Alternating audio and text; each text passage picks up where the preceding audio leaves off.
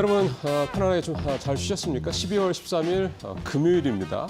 자, 이데일리 TV 뉴스 브리핑 계속해서 이어가도록 하겠습니다. 네, 오늘은 좀 증권면 쪽 기사들을 좀 많이 좀 준비를 해봤습니다.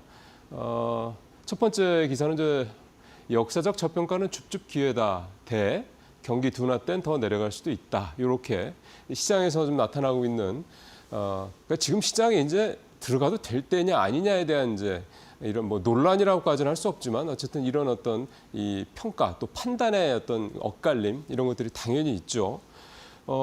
최근에 어쨌든 어제까지 해서 지금 이제 계엄 사태 이후 3거래일 연속 크게 하락을 했다가 다시 그 이후에 또 3거래일 연속 상승하는 이런 모습이 좀 나타났습니다. 어제 같은 경우 좀 뭐라 할까요? 좀 드라마틱했다고 해야 될까요? 어제 잘 아시겠습니다만 장 초반 상승세로 출발했었죠. 그러다가 윤 대통령 다시 어제 대구 미남아 있었습니다. 그 얘기 듣고 나서 다시 시장이 하락세로 다시 좀 반전을 했다가 오후장 들어 시장이 다시 반등을 했습니다. 사실은 어제 선물옵션 만기이기도 해서 덜커덩거리면서 또 좀 낙폭이 확 커지는 게 아니냐 그런 걱정이 되게 많았는데 어제 거꾸로 갔단 말이죠. 오히려 이런 삼성전자 같은 이런 시가총액 상위 종목들 중심으로 오히려 장 후반에 가서 주가가 더 올라가는 그런 모습들이 나타났습니다. 자, 이런 부분들 때문에 이제 시장이 이제 어느 정도 바닥을 좀 찍고 이제 좀 반등을 모색하는구나라는 생각들을 이제 할 법한 어떤 그런 어떤 시장 상황이 벌어졌기 때문에 이런 내용들이 지금 나오고 있다 이렇게 좀 봐야 될 것 같고요.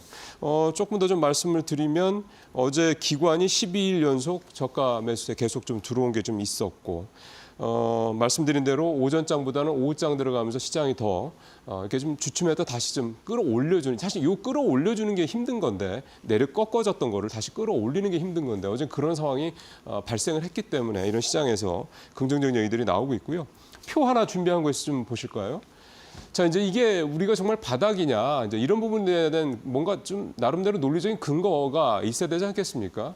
어제 이제 제시가 되는 게 이제 CDS 프리미엄 얘기인데요. 이게 이제 소위 말하는 이제 국가 부도 지표죠. 이게 평상시보다 갑자기 많이 올라가면 이 나라 이거 큰 문제 생기는 거 아니야라는 걱정들을 이제 특히 해외에서 하게 됩니다.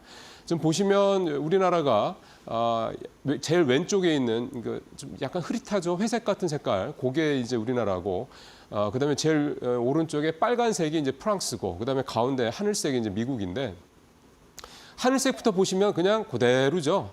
미국은 저런 겁니다. 그러니까 별로 뭐 시장에서 국가 부도 뭐 물론 이런 얘기를 할 나라는 아니긴 하지만 별로 그런 걱정이 없다는 얘기가 되는 거고 우리나라가 30대 한 30포인트대 중반 정도에서 꾸준합니다. 이게 12월 4일 새벽이 되겠죠. 12월 3일 날 개헌 발표하고 12월 4일 날 새벽에 좀 한 5포인트 정도 좀 상승을 하면서 좀 걱정스러운 목소리 나왔다가요. 비상계엄 해제 의결되고 나서 다시 이제 원래 상태로 돌아온 모습이 좀 나타나고 있습니다. 그 이후에도 큰 변화 없죠. 프랑스가 좀 높은 편입니다. 프랑스 아시는 것처럼 뭐 내각 총사태 등등등 해서 요즘 프랑스 전국 되게 시끄럽습니다. 그런 부분들이 좀 반영이 돼서 결국 이제 밖에서 봤을 때 대한민국 경제의 어떤 여러 가지 우려스러운 부분들은 좀 그렇게 크지 않다라고 보고 있는 거고 또 하나 이제 환율도 어제 환율이 물론 잠깐이긴 하지만 1,320원대로 다시 내려왔다가 후반대에서 왔다 갔다가 다시 오후장 들어서 1,330원대 다시 올라가긴 했는데 그래도 1,330원 초반대를 좀 보이고 있어서 1,430원대 초반인 거죠. 그래서 일단 1,450원 근처로 가네 마네 이런 어떤 이번 주 초의 걱정들은 좀 많이 좀 내려온 모습입니다. 그러니까 이런 어떤 근거들로 봤을 때 지금이 이제 좀 어느 정도 바닥권을 확실히 좀 확인하고 있는 다지는 과정이다 이런 해석들이 좀 있는 거고요. 반면에 아직 불확실성 완전히 해소된 게 아니다 이런 얘기들도 당연히 좀 나오고 있습니다. 아무래도 좀 이제 내일 이제 다시 윤석열 대통령에 대한 탄핵 표결이 이루어지는데요.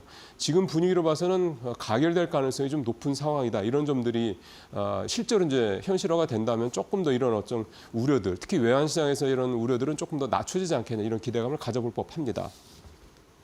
이제 주식시장 쪽 안쪽 얘기로 좀 더 세밀하게 좀 들어가 보겠습니다. 첫 번째는 통신주 얘기입니다. 통신주는 사실은 연말에 가면 좀 반등을 많이 합니다. 일단은 뭐 배당이나 이런 거에 대한 기대감들이 늘 있고 배당을 좀 많이 하죠. 두 번째는 이게 이제 경기 방어주 역할을 좀 하다 보니까 지금처럼 좀 경기 상황에 대한 우려가 커질 때는 이 통신주들의 좀 원래 매수세가 좀 몰리는 그런 경향들이 늘 있었는데 올해는요. 여기에 더해서 그러니까 이런 경기 방어주적인 성격, 그다음에 주주환원, 즉 배당행 이런 부분들에 대한 어떤 기대감 여기에 하나 덧붙여서 이 통신주들 SK텔레콤이랑 KT가 AI 쪽에 굉장히 투자를 많이 해오고 있죠. 그런 부분들에서 내년에 본격적으로 뭔가 수익과 관련된 어떤 뭔가가 나올 것이다, 아웃풋이 나올 것이라는 기대감도 좀 반영이 돼서 통신주 외국인들이 굉장히 좀 계속해서 사고 있습니다. 표 한번 보시죠. 우리나라 통신주들은 이게 국가 기관 산업이기 때문에 외국인들이 살 수 있는 게 한계가 있습니다. 한도가 있는데 지금 보시는 거 왼쪽에 이제 밑에 막대 그래프 보시면 됩니다.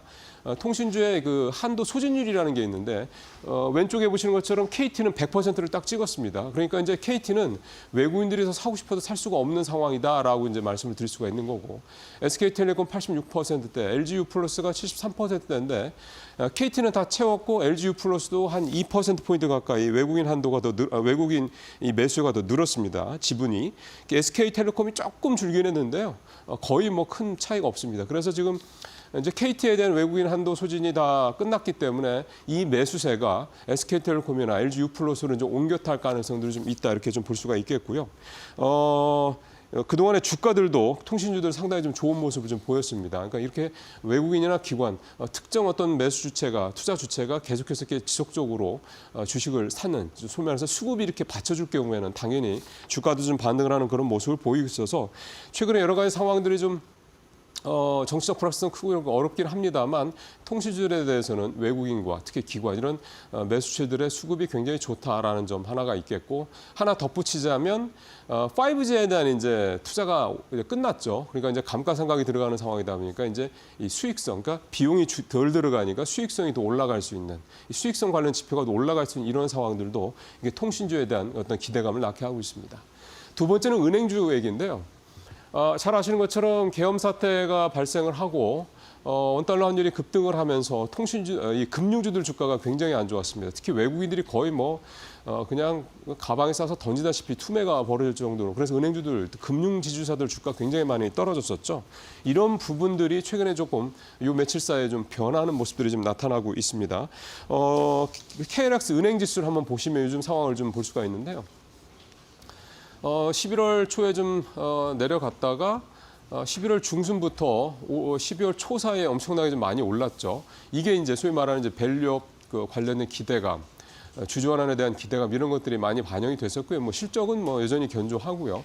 그러던 게 이제 계엄 사태 벌어지고 나서 외국인들이 투매를 하면서 주가가 저렇게 크게 떨어졌습니다. 그러다가 요 2, 3일 사이에 다시 좀 반등을 하고 있는 건데 지금 은행주들을 대거 사들이고 있는 매수 주체는 개인입니다. 개인들이 지금 은행주를 대거 사들이면서 주가가 좀 반등을 하고 있는데요. 지난 4일부터 어제까지, 그러니까 계엄 사태 이후에 어제까지 개인 투자자들이 은행주, 그러니까 KB금융지주를 3천억 넘게 사들였고요. 하나금융도 1,200억 넘게, 신한지주도 1,000억 가까이 이렇게 주식을 사들이고 있는 그런 모습이 나타나고 있습니다. 그런데 잘 아시는 것처럼 같은 기간 개인 투자자들 전반적으로 시장에서 순매도 굉장히 오랫동안 하고 있죠. 코스피에서만 1조 7천억 넘게 팔고 있는데 유독 이 금융지주사들 중심으로 금융주들을 좀 사들이고 있는 그런 모습입니다.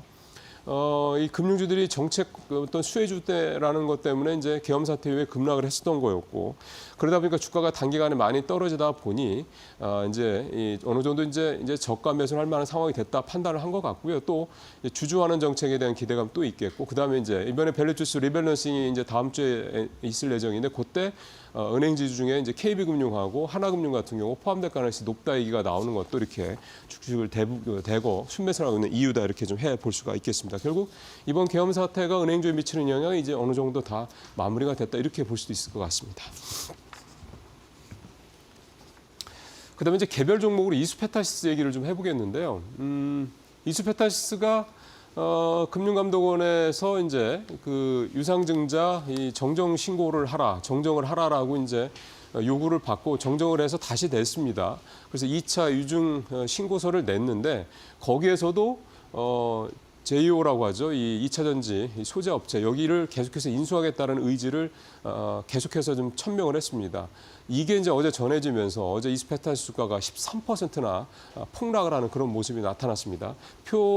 이수페타시스 주가 차트를 좀 하나 가져왔는데요.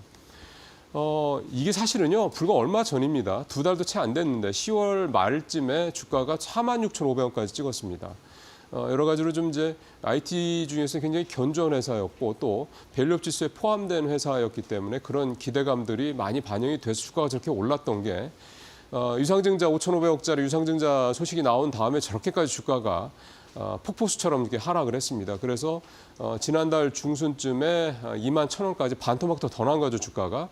이렇게 났다가 조금 반등을 했다가 좀 다시 엊그제 어제 이렇게 떨어지는 그런 모습이 좀 나타났습니다. 이슈페타시스의 입장은 우리는 지금 PCB 하나에 너무 그 비즈니스 구조가 의존도가 높기 때문에 다각할 필요가 있다. 그래서 이제 2차 전지 소재 업체인 제이오를 인수하려는 거다. 이렇게 거듭 이제 해명을 하고 있는 반면에요. 시장에서의 우려, 또 금융감독원, 이제 감독당국에서 얘기하는 거는 이런 상황에서 유상증자 이런 부분들은 시장에 또 주가에 또 주주들의 어떤 그런 이익에 침해가 된다 이런 생각을 갖고 있는 거죠. 그래서 주주들은 지금 집단 소송을 하겠다, 주주 소송을 하겠다라고 지금 반발을 계속해서 하고 있는 모습이고요. 자, 이러다 보니까 이스페타시스 사실 오늘도 그렇고 앞으로도 그렇고 이 유증에 대한 철회 여부가 결국은 이스페타시스라는 이 회사의 주가에 결국은 가장 중요한 이제 변수가 될 수밖에 없을 것 같습니다. 이제 이런 상황에 대해서 이스페타시스가 두산 사례도 좀 있고 이러기 때문에 예전에 고려아연처럼 이제 유증을 철회할 것이냐 이런 부분들 다시 한번 또 숙제로 좀 남게 됐습니다. 뉴스브리핑 마치겠습니다.